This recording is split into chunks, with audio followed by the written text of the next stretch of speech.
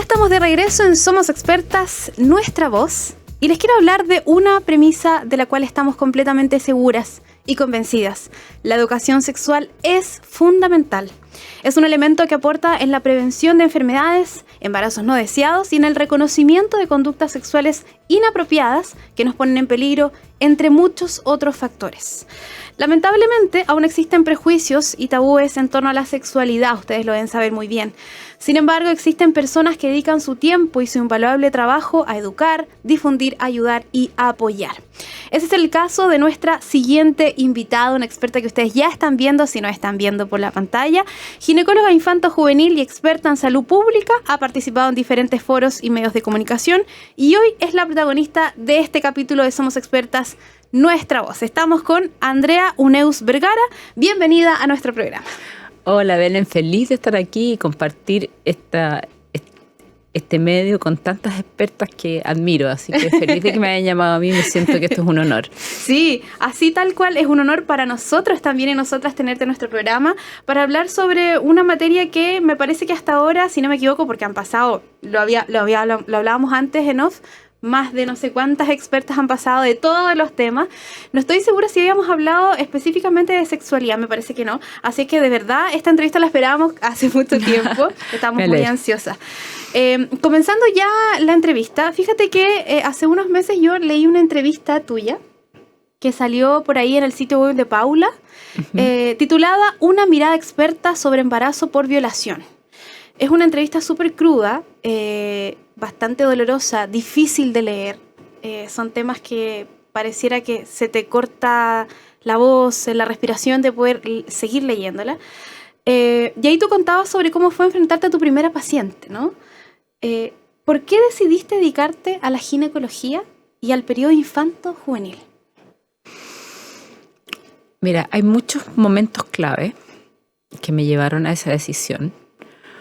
Uno de esos fue este momento en que yo estaba de interna en medicina en una maternidad, ayudando a las mujeres a tener sus hijos, y de repente hay una mujer que está llorando en el preparto y en su carpeta dice, así como con un cartel grande, embarazo por violación.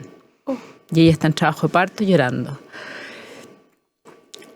Y eso es un momento que no lo voy a olvidar nunca. Ver a esta mujer con los dolores de parto, llorando y con una sola, porque no tenía pareja, obviamente, el violador estaba en la cárcel, y con una carpeta que decía embarazo por violación y sufriendo por tener un hijo que ella ya no más detalle, que había sido impuesto en ella a través de un delito, me tocó profundamente, y me tocó profundamente en muchos aspectos, y fue una de las motivaciones, junto a tantas, que me llevaron a pensar que en lo que es salud sexual y reproductiva, si nosotros no apoyamos a las niñas y a las mujeres en este periodo tan vulnerable, les estamos limitando su proyecto de vida, ¿no es cierto? O sea, en cosas tan simples como un dolor menstrual en una niña escolar. Una niña escolar que tiene buen rendimiento académico, cualquier rendimiento académico, y que no puede ir a clases porque le duele mucho la menstruación. O en cosas tan graves como esa misma niña que fue violada por su padrastro y que está embarazada, ¿me entiendes? Son tantas, la gama de cosas en que por la salud reproductiva podemos limitar que las mujeres lleguen a lo que tienen que ser, a las héroes y a las heroínas o a los proyectos de vida que tengan de su vida por problemas de salud reproductiva. Y eso fue como en general la motivación, y ha sido siempre la motivación de por qué me dediqué a esto y por qué me dediqué específicamente al grupo de adolescentes y niñas. Uno de los datos que entregaste justamente en esa entrevista que te comentaba fue que el 66% de las embarazadas por violación son adolescentes de 18 años o menos. De ellas, el 11% tiene 12 años o menos. O sea, lo que comentamos es horrible, terrible. ¿Qué falta entonces? Mayor educación, mejores planes de prevención, condenas más duras, un sistema penal. ¿Qué hace falta? Es una pregunta muy difícil y muy interesante, porque yo creo que lo principal que hace falta es educación sexual, y educación sexual para los perpetradores. O sea, nosotros como que pensamos que la educación sexual es educar a las niñas a usar anticonceptivos, ¿me entiendes? Pero la educación sexual viene desde muy chico y chica, y también es una educación sexual para quienes van a perpetrar, que entender el respeto de la intimidad, ¿no es cierto? El respeto de la otra persona, que el sexo bajo el efecto del alcohol es un delito, que el sexo con un menor de edad es un delito, que esa persona tiene una integridad, que si tú abusas de un adolescente, le vas a dañar su vida para siempre, ¿me entiendes? Que eso es un delito. Eso es algo que no se está hablando, ¿me entiendes? Que no se toca, porque da miedo tocarlo, son temas muy difíciles, pero las denuncias por abusos y violaciones siguen creciendo. Entonces quiere decir que en Chile siguen habiendo más abusadores y más violadores que nadie les explicó. ¿Me entiendes? Que nadie les enseñó, que nadie los trató, mamás que no se dieron cuenta que sus hijos tenían estos temas, ¿me entiendes? Son temas que no han sido visibilizados. Sí. Entonces, yo creo que las penas es algo importante, porque las penas, y nosotros tenemos mucha dificultad. El porcentaje de condena, en el año pasado salió el porcentaje de condena en Chile de los delitos sexuales más o menos el 2%. O sea, estamos súper mal. Tenemos un sistema penal que no logra meter a los abusadores a la cárcel a pesar de todas las denuncias que se hagan. Entonces, eso también es muy importante, porque los abusadores saben perfectamente que no van a llegar a la cárcel así, sobre todo si tienen dinero, pero también tenemos una juventud que no está educada, jóvenes que no saben, que no saben que si tienen sexo con una niña bajo el efecto del alcohol eso es un delito, que están alterando porque no recibieron esa educación, porque su mamá no les enseñó, porque el colegio no les enseñó. ¿Me entiendes? Entonces, también hay varias cosas que tenemos que hacer para evitar el abuso sexual, y también niños y niñas que no saben verbalizar que lo que están sintiendo o lo que están viviendo es un abuso. Exacto. Porque si tú como niño no sabes que lo tuyo se llama pene o que tienes una vulva, ¿qué le vas a contar a la mamá? El tío me hizo cariño, ¿me entiendes? Exacto. Pero si el niño no sabe, yo tengo vulva, el tío me hizo cariño en la vulva, ya, pues. Otra cosa. Entonces, si un niño de 6 años no sabe los nombres de las partes de su cuerpo, que es también parte de la educación sexual, no va a saber explicarle a los papás qué es lo que le está pasando. Sí. Por eso es tan importante y tan compleja la pregunta que cómo resolvemos esto, porque hay temas culturales arraigados a la sociedad chilena que tienen que ver con el tabú de la educación sexual. Exacto. ¿Cierto? De que éramos niñas, me parece que a las mujeres sobre todo se nos apartaba un poco de hablar con más naturalidad de la menstruación, por ejemplo. Era una vergüenza decirlo. Desde ahí ya crecimos con una mentalidad compleja en ese sentido, o sea, no era natural para nosotras. Entonces, por eso creo que es súper importante también lo que mencionas, Andrea, de la educación para todas y todos. No es solo para las mujeres la educación. No. ¿Cierto? No, es para los hombres también. Para todas y todas, claro, por supuesto. Y es para darle fuerza, para crear niños y niñas fuertes y con recursos. O sea, cuando me hablan de la educación sexual y este tema de que no deberíamos tener información sexual porque es privado, porque es algo que da vergüenza, eso crea gente frágil, gente vulnerable, vulnerable a estos delitos, vulnerable al embarazo adolescente, vulnerable al abuso sexual. Entonces, y quizás la cultura patriarcal, eso era lo que quería, que las mujeres fuéramos calladitas y vulnerables y que dijéramos sí a todo, ¿me entiendes? Entonces no corresponde, tenemos que cambiar ese paradigma. Sí. Y no es porque no nos gusta el sexo, ¿no es cierto? Si nos gusta, pero tiene que ser bajo nuestras condiciones y en condiciones que nos haga bien, que nos haga felices, que nos haga mejores seres humanos, plenas. No en condiciones de vulneración, ni de abuso, ni de riesgo de embarazo. Imagínate tener sexo a las adolescentes que no tienen acceso a los anticonceptivos, tener sexo muertas de susto que se van a quedar embarazadas, eso no es placentero tampoco. Exactamente. Yendo al tema, a un tema de controversia también en la sociedad chilena, que es el tema del aborto, ¿no? Aprovechando tu expertise, tu experiencia y tus conocimientos, ¿qué peligros corremos las mujeres si llegáramos a optar por un aborto inseguro? Que esté fuera, por supuesto, de las 3 causales despenalizadas. Bueno, el aborto inseguro depende de la edad gestacional, pero puede tener entre 10 y 20% más mortalidad, más riesgo de infertilidad. Y también en Chile tienes el riesgo de ser penalizada. Pero principalmente hay grandes riesgos de salud, porque es una intervención que, siendo médicamente muy sencilla, o sea, un aborto electivo en el primer trimestre es mucho menos riesgoso que un parto. Aunque el parto sea atendido en el mejor hospital de Chile, el aborto realmente es un procedimiento que no tiene mucho riesgo para una mujer hecho en primer trimestre, pero un aborto hecho fuera de las condiciones sanitarias es riesgoso. Ahora con el aborto médico eso se ha bajado, ¿eh? Con el aborto con medicamentos el riesgo del aborto inseguro ha bajado bastante, sobre todo en el primer trimestre. Ahora, un aborto inseguro en el segundo trimestre puede ser mortal. O sea, realmente tienes mucho riesgo de morir o de infectarte o de perder tu útero. Yo hice muchas histerectomías por abortos sépticos en abortos grandes durante mi carrera. Es decir, si el aborto se practica en condiciones médicas seguras, resguardadas dentro del primer trimestre, es totalmente seguro, ¿no? Sí, pues es no súper debería seguro. tener un riesgo médico, no. médico. Médico no, para nada. Ahí es donde empezamos a hablar de la inseguridad del aborto en condiciones que matan a las mujeres, ¿no? Lo hacen clandestinamente. Exacto. En Chile hay 3 causas de mortalidad materna y un tercio es por aborto. Un tercio de la mortalidad materna en Chile es por aborto. Y es aborto inseguro, porque no son los abortos que se practican en forma segura dentro de las 3 causales, pero así es. Andrea, esta es una pregunta ya, yo creo que personal, pero también tiene que ver con cómo ves tú tu profesión y tu vida. ¿Tú estás de acuerdo con el aborto libre? ¿Cuál es tu opinión de eso? Mira, desde la salud pública y desde la epidemiología te voy a responder. Te voy a responder como profesional más que y también le voy a poner algo personal. Pero profesionalmente, la mejor intervención para bajar los abortos es mejorar el acceso a la anticoncepción, ¿ya? Entonces, quiero decir primero que si queremos disminuir el aborto en Chile, y eso es el aborto seguro y el aborto inseguro en Chile, no tenemos que prohibir el aborto, porque prohibir el aborto no sirve.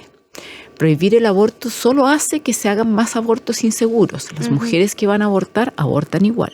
Si queremos bajar el aborto, que eso sí, ahí te voy a hablar algo personal. A mí no me gusta el aborto como manera de planificación familiar. Claro. Si queremos bajar el aborto, tenemos que disminuir la brecha que tenemos en anticoncepción y mejorar el uso de anticonceptivos de larga duración y anticonceptivos eficaces. El aborto es una falla del sistema, ¿no es cierto? Es como cuando una apendicitis se convierte en peritonitis.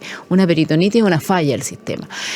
Ojalá no tengamos peritonitis, ¿no es cierto? Ojalá la gente que consulte por apendicitis rápidamente se opere y no pase a peritonitis. Entonces, ojalá que las mujeres que no quieren tener hijos tengan acceso a la mejor anticoncepción. Y esa va a ser la verdadera manera de bajar el aborto. Y por eso en Chile también ha bajado el aborto, incluso el clandestino, porque tenemos mejores programas de anticoncepción, pero tienen mucho que mejorar. Entonces, yo estoy de acuerdo con el aborto libre. Creo que cuando fallamos, y cuando falla el sistema y cuando fallan los anticonceptivos, que yo lo veo muy seguido en mi práctica, a pesar de que yo soy una experta en anticoncepción y doy mucha anticoncepción, tengo falla, porque no son perfectos. Creo que las mujeres tienen derecho a elegir qué quieren hacer con su vida. Yo no lo llamo con su cuerpo. Yo creo que siento que ser madre es una decisión de la vida. No es la decisión de un pedazo tuyo, ¿no es cierto? Porque es una decisión vital. Entonces, y yo no soy, y si bien en lo personal a mí me gusta la vida y me gustan los niños y si yo me viera en esa decisión probablemente elegiría tener el hijo, no soy nadie para decirle a otra persona qué decisión tome, ¿me entiendes? Entonces en ese sentido creo que el aborto libre debería existir como última opción en un sistema donde no tenemos brecha de anticoncepción y como una opción segura para que las mujeres no corran riesgo, no mueran y no se enfermen por esta práctica, porque si no sabemos claramente, y lo tenemos estudiado en todas partes, que las mujeres se los hacen igual y se lo hacen bajo condiciones inseguras en que corren riesgo. Exacto. Entonces, nosotros como sistema de salud tenemos que operar las peritonitis, ¿entiendes? Ojalá no la operáramos, pero tenemos que hacerlo. De hecho, creo que ninguna mujer en el mundo te va a decir que quiere abortar porque le fascina y porque es una idea maravillosa. No, o sea... Porque hubo mucho tiempo que cuando se instaló el tema del aborto en nuestro país, mucha gente, me imagino que desde la ignorancia también, decía que oye, pero si abrimos esto mañana mismo, todas van a ir como si fuera una cosa maravillosa de que yo quisiera hacerlo. Yo creo que ninguna mujer, me atrevería a decir, quisiera hacer eso con su vida, ¿no? Claro, y tenemos el ejemplo clarito de Uruguay, que legalizó el aborto el año 2012, y que claro, al primer año hubo más abortos porque se empezaron a contar más abortos, segundo año más o menos, y después de ahí el aborto ha ido bajando, porque al despenalizar el aborto en Uruguay hasta las 12 semanas también implementaron mejores políticas de anticoncepción, y el aborto en Uruguay, que está contado cada aborto, cosa que en Chile no tenemos, ha ido bajando. Y eso es lo que pasa en todos los abortos, en los lugares. No es que las mujeres corran a hacerse un aborto. Y bueno, y eso de lo que tú mencionas está relacionado también con la primera entrevista, cuando fue la discusión del aborto en el Congreso, que yo me dediqué específicamente a la causal violación.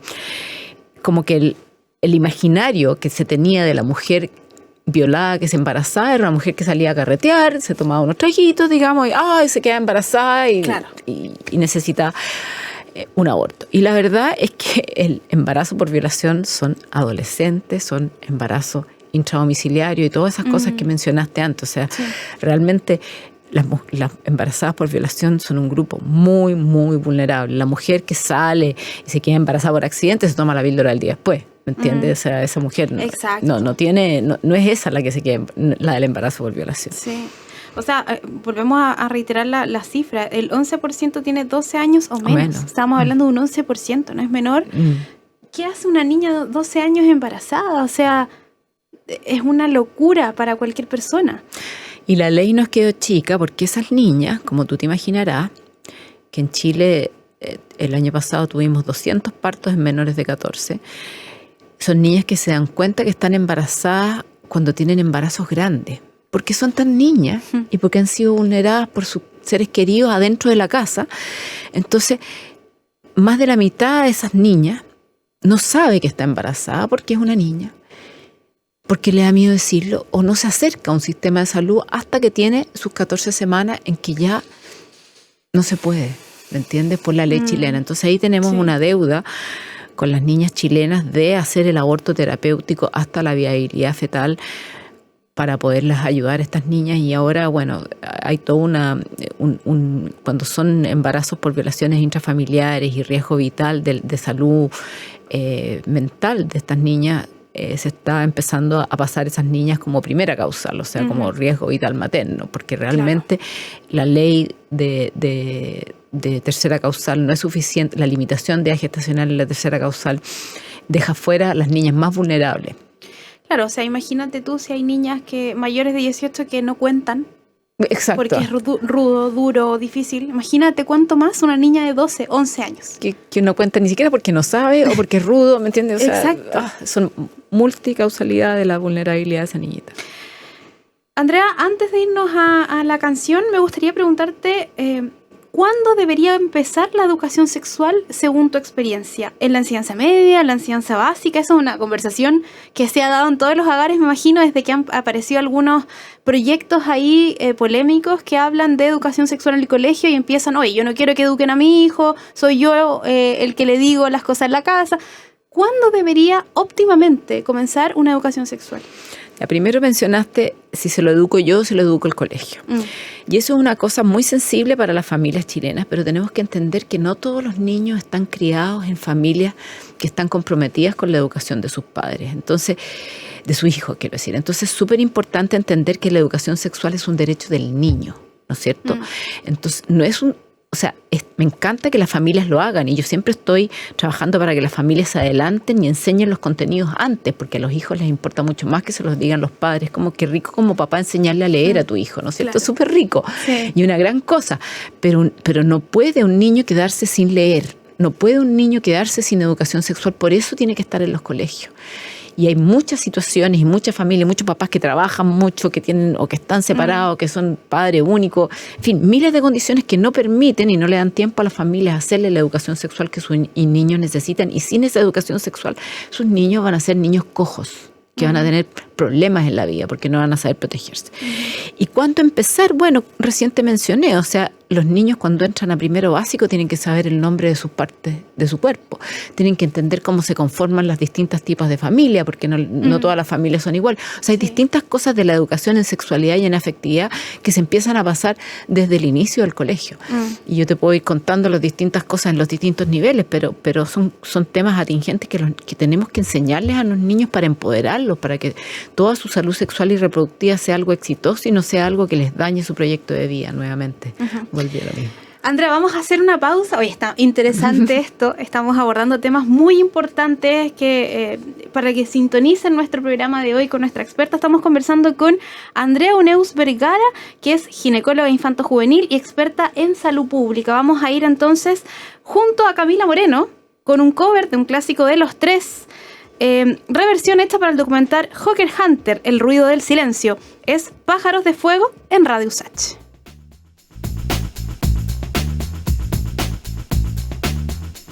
Estamos de regreso con nuestro programa Somos Expertas, Nuestra Voz, con nuestra gran experta invitada que nos está acompañando en esta jornada. Un honor tener aquí conversando a Andrea Uneus, que ya lo dijimos, ginecóloga infanto-juvenil y experta en salud pública. Estamos conversando sobre temas que se tienen que conversar, sobre todo en los espacios medios de comunicación público, que es donde estamos haciendo este programa, educando, enseñando y conversando de estos temas que, insisto, se tienen que conversar. Andrea, tú eres súper activa en redes sociales, te hemos visto mucho ahí en tu Instagram, ¿cierto? Constantemente estás generando contenido sobre diversos temas. La gente en general, me imagino, te agradece mucho esos contenidos, ¿no? ¿De qué manera se relaciona la educación sexual con el respeto y la prevención del acoso y el abuso sexual en espacio público? Ya, mira, esa fue... Yo soy... montañista, trequera, esas cosas. Subo cerro. Esa es la manera más simple de decirlo. más para todos. Más para todos. Sube cerro. Subo cerro. Soy sube cerro. Y efectivamente, históricamente, a las mujeres que salimos a hacer deporte afuera, nos da un poco de miedo hacer deporte afuera. Porque siempre puede haber un peligro, ¿me entiendes? Y eso hace que las mujeres tendamos a quedarnos en la casa o a hacer deporte dentro de gimnasios, de lugares... Evitar salir. Evitar salir por el peligro. Y esa es una cosa que me di cuenta leyendo una autora, en realidad, que está como metido en nuestro cerebro, ¿no es cierto? Que salir es un peligro. Y no solo en nuestro cerebro. O sea, yo subo cerros sola muchas veces y me para la gente. Pero ¿cómo subes cerros sola? Aquí te puede pasar cualquier cosa, te pueden robar. Entonces hay como vuélvete a la casa, métete en tu casa y quédate ahí, ¿me entiendes? De hecho, robar es lo mínimo que te puede pasar. Que te puede pasar y te dicen, quédate porque te pueden violar, te pueden abusar, quédate en tu casa, no salga. Entonces fue como un momento, de repente como sentir que uno tiene todo el derecho a salir y que no podemos vivir en una sociedad que nos amenaza a hacer nuestra vida afuera y hacer nuestros deportes, nuestras cosas que nos hacen bien como mujeres. Entonces, todo lo que es estar afuera, estar al aire libre y el deporte al aire libre es un derecho que las mujeres tenemos que cumplir y hacernos respetar. Y si ese derecho es vulnerado por ladrones, abusadores, qué sé yo, gente que te está mirando de manera inapropiada, es que nos falta educación a esa gente, ¿no es cierto? O sea, lo que está faltando ahí es educación también, nuevamente, educación sexual. Esta persona tiene todo el derecho a andar como quiere, por donde quiere, y no tenemos por qué estarla molestando, ¿me entiendes? Y si la vemos en peligro, la ayudamos, ¿me entiendes? Pero no molestar. O sea, es como... Ese es como mi cosa personal de salir y el derecho que tenemos las mujeres y la libertad que tenemos las mujeres de trotar. Hay esta autora que leí era una mujer que hacía carreras de trail running en Inglaterra y contaba las cifras y que efectivamente habían asesinado mujeres haciendo trail running porque son largos, o sea, tramos largos, ¿me entiendes? Y a veces muy temprano en la mañana. Muy temprano y todo. Entonces, Muy qué dolor solitario. y qué miedo para las otras, ¿me entiendes? Que sigan haciéndolo. Y claro, obviamente que uno se limita y se queda haciendo entonces la vuelta en la pista, ¿me O entiendes? mejor me quedo en la casa. O me quedo en la casa, ¿cachai? Entonces son estructuras patriarcales que están metidas en la cabeza nuevamente para que la mujer se quede tranquila en la casa y que tenemos todo el derecho y toda la libertad a romper y educar nuevamente a nuestros perpetradores a que nos respeten y nos cuiden y nos dejen, Sí. porque vamos a ser mucho mejores mujeres y mucho Exacto. más felices. A ellos también les conviene. Claro. Y pasa que con las mujeres espero representar a la mayoría de quienes me escuchan. Nos pasa mucho también cuando nos ponemos ropa deportiva, que nos incomoda que nos miren tanto, ¿no? No sé por qué genera tanta... que nos miren tanto con la ropa deportiva. Debe ser un día ajustada, no sé. Y de ahí ya empezáis con el problema en tu cabeza de que mejor no salgo porque me van a mirar todo el rato. Exacto. Ahí parte. Ahí O sea, parte. de algo tan básico como ponerte ropa. Ujú. Así de básico. Así, O sea, exacto. quizás algunos no lo pueden entender, pero de verdad es así. Tú te pones la ropa y ya empezaste a sentirte insegura. De que, a ver, que se me ve, que... Insegura desde ahí. Ujú. Después, a mí me pasa mucho cuando hago deporte, que siempre que me siento segura es porque está mi pololo. Mm. Porque salimos juntos. A andar en bici, Ujú. pero voy tranquila porque cuando voy sola es terrible. Mm. O sea, me da pavor. Quiero terminar luego, por favor, de estar en la calle. Eso no puede ser. Mm. No puede ser. Y nos pasa, yo creo que a la mayoría, a las A la mujeres. mayoría. Me imagino. Y por eso muchas no hacen deporte, no salen. Ujú. No podemos depender de nuestras parejas Obvio. para obvio. hacer nuestra vida y ser felices, ¿no? Claro, y nuestros padres nos dicen, no salgan, a las jóvenes, Claro. no salgan porque hay un peligro, ¿me Sí. entiendes? Entonces, eso es un cambio cultural y un cambio de paradigma porque tenemos Exactamente. que trabajar. Es más, me acuerdo que cuando éramos chicos, de chica, mi hermano iba a jugar a la pelota a la calle, a la calle y se quedaba hasta súper tarde. Ujú. Yo no podía quedarme hasta tan tarde. Claro. No, me entraba temprano. Ujú. O sea, desde ahí te das cuenta, empieza ya Claro. tu cabeza a darte cuenta de que las cosas funcionan distintas para Ujú. ti. Qué interesante ese tema del deporte al aire libre. No Ujú. lo habíamos abordado. Andrea, ¿qué papel juegan las redes sociales? Ya lo habíamos mencionado, que eres muy activa en redes sociales. ¿De qué manera has tomado el activismo digital, por así ponerle un concepto que me gusta mucho? ¿Cuál es el rol que cumplen las redes sociales en tu vida, ¿no? Y en la lucha contra la desinformación sobre la salud sexual entre los adolescentes. Yo creo que es un medio que claramente, al que claramente acceden los adolescentes, que les interesa, y en el que uno puede entregar contenidos que son útiles para la protección sexual, que es lo que yo hago, ¿me entiendes? O sea, y para no solo la protección, porque también es la protección y también la información y el buen sexo, ¿me entiendes? Entonces, es un medio libre donde uno puede entregar contenidos valiosos que a la gente le importan y que le cambia la vida. O sea, mucha gente se me acerca y me dice, yo todo lo que aprendí de sexualidad lo aprendí en los martes preguntones.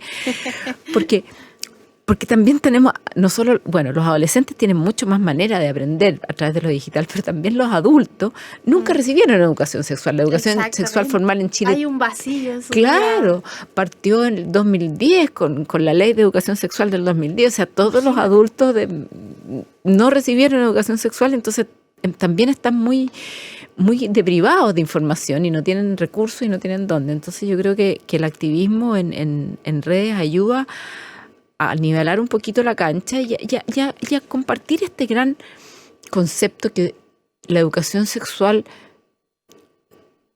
no es peligrosa, la educación sexual te protege, ¿no es cierto? Uh-huh. La educación sexual es un protector. No es una amenaza. Claro, claro, la educación sexual no es dar permiso, porque antes decían la educación sexual es dar permiso. La educación sexual protege. Sí, y lo paradójico de eso es que cuando se plantea que en los colegios, en la básica, se enseña educación sexual y muchos padres se oponen, ¿no? Uh-huh. Ya lo hablamos, muchos de eso dicen es que le van a abrir la cabeza a cosas que ellos no saben porque son inocentes. Pero fíjate que hoy en día con la explosión de la tecnología, los niños y las niñas, desde los 9 años tienen un celular con internet en sus manos. E incluso tienen posibilidad de ver cosas mucho más de lo que nosotros quizás pudimos, porque nosotros tuvimos acceso a internet mucho más después, cuando éramos más grandes. Entonces, desde ahí ya existe una apertura de la mente pero qué mejor que hacerlo de manera consciente, bien hecha en los establecimientos educacionales. No, y además que la educación sexual también va de acuerdo al desarrollo. O sea, tú no le vas a enseñar coito a un Algo niño de Exacto. 5, ¿me entiendes? O sea, al niño de 5 le vas a enseñar las cosas que te dije. Entonces tampoco es que le vas a abrir, le vas a meter contenido así, que no sé, decían que el profesor más o menos que se va a abrir el cierre le va a mostrar el pene. No, no es eso la educación sexual. Obviamente que no es eso, ¿me entiendes? Es contenidos de afectividad y de sexualidad apropiados para la edad. Pero sí, por ejemplo, en el tema de la pornografía, lamentablemente eso tiene que tocarse bastante tempranamente por el acceso a redes que tienen los jóvenes. Entonces los jóvenes están, en este momento, toda la educación sexual que reciben es de la pornografía. Entonces creen que el coito es una cosa súper coitocéntrica, ¿me entendió? No es meter un pene en la vagina y todo lo demás no existe. Que cree un montón de cosas, que las vulvas no tienen vello, que los penes son gigantes. De cómo lucen las mujeres. Cómo lucen las mujeres si quieren operar las vulvas porque no son como las chicas. Entonces, y eso es mentira, pues es como creer que las películas son realidad o que las carreras de autos son manejar en la calle, ¿me entienden? No es lo mismo ver una carrera de Fórmula 1 que ver que la carrera que vamos a correr o la vida de las películas, la vida del cine, que la vida que uno vive. Entonces, si estos jóvenes están recibiendo educación sexual de la pornografía, es muy importante que nosotros nos adelantemos y le expliquemos cómo es el verdadero sexo antes, ¿no es cierto? Claro. Andrea, esta no está en la pauta de la pregunta, pero me surge la curiosidad. ¿Las mujeres chilenas disfrutan del sexo de manera libre, placentera? Porque me imagino que por mucho tiempo la mujer lo único que era reproductora, ¿no? Tenía que parir, tenía que formar familia. El disfrute es algo que se empezó a hablar después. La mujer no disfrutaba el sexo. Actualmente eso ha cambiado, la mujer disfruta el sexo. Imagínate que el clítoris recién se describió en los 90, en los libros de anatomía del mundo. Final de los 1985, por ahí fue la primera publicación. Mira, lamentablemente creo que el tema en las mujeres es más lento, pero el tema en las adolescentes me encanta porque está pasando. Las adolescentes y las jóvenes menores de 24, cuando les duele, cuando no llegan a un orgasmo, cuando no están sintiendo placer, están atreviéndose a consultar. Entonces eso significa que sienten que tienen derecho al placer.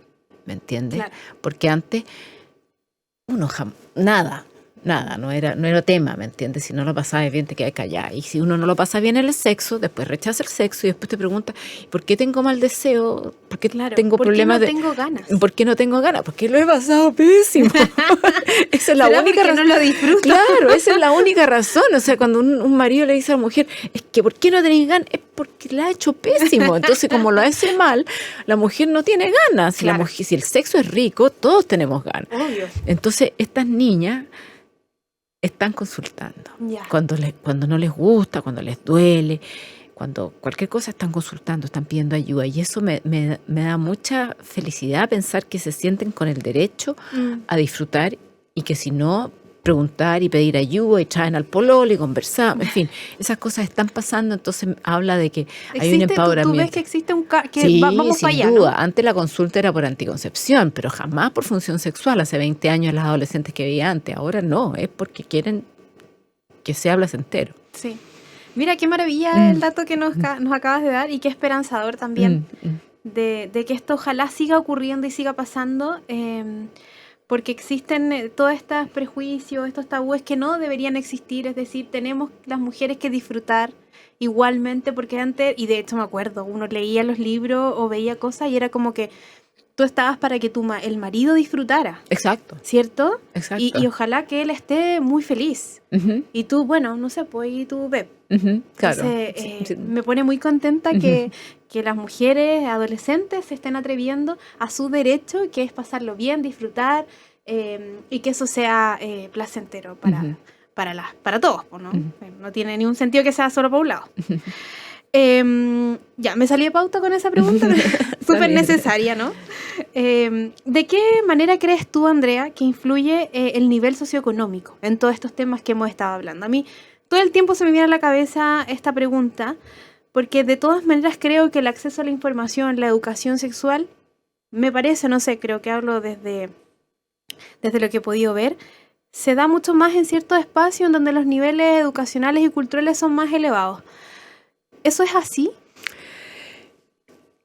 Es así y lo vemos también en resultados. Por ejemplo, cuando yo hice mi tesis del magíster fue de cómo el nivel, la calidad de los colegios afecta el uso de preservativo y el riesgo de infección de transmisión sexual. Y yo hice mi tesis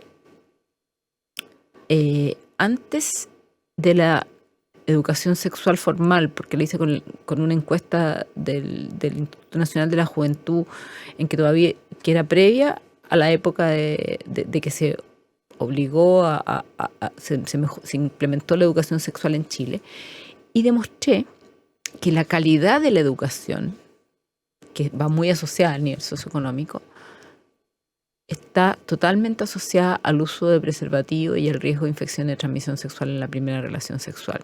Y eso tiene que ver con, como te repito, no con que les hayan hecho educación sexual a los cabros de mejores colegios, porque nadie hacía educación sexual, sino que porque esos cabros tienen acceso a buscar información. ¿Me entiendes? Claro. Entonces, ahí esa es la manera de emparejar la cancha en el tema de sexualidad. También la educación sexual.